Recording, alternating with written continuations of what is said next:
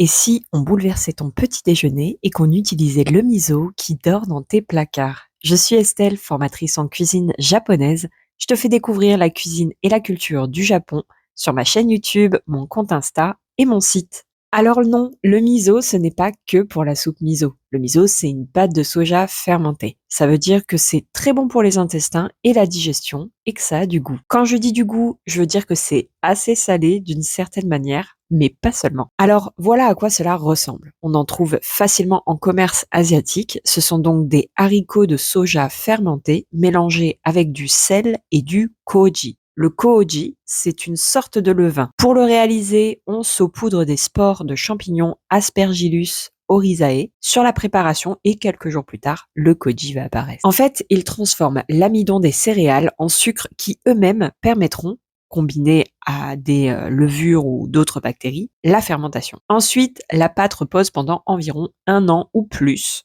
avant d'être consommée. On va pas rentrer dans le détail, mais retiens juste que le miso, il en existe de plein de sortes. Généralement, plus ils sont foncés et plus ils sont forts et salés, ou plus ils sont vieux. Pour ce qui est de l'utilisation, tu connais la soupe miso, mais le bouillon clair, c'est pas vraiment dans nos habitudes alimentaires. Alors, pourquoi ne pas t'en servir cette fois-ci en tartinade avec une bonne tranche de pain aux céréales? Ici, j'utilise du miso blanc, la pâte miso la plus légère en termes de goût.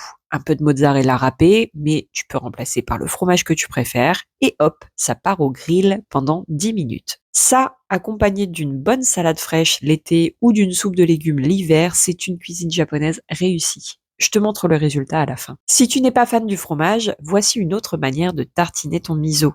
Tu coupes une tranche de pain de céréales ou de pain blanc, et cette fois-ci, on va le faire toaster au grille-pain.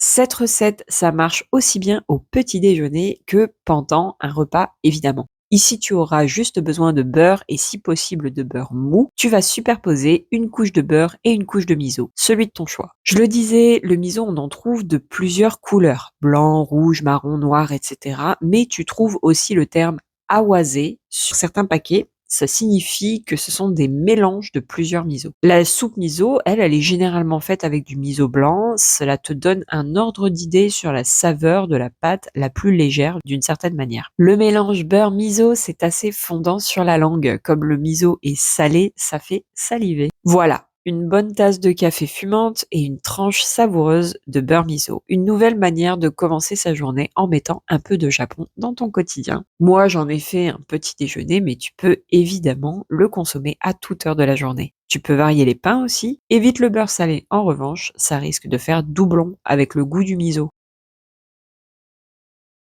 Miso, fromage, c'est riche en umami. Si tu es intéressé par le sujet, il y a un article complet sur le site à ce sujet.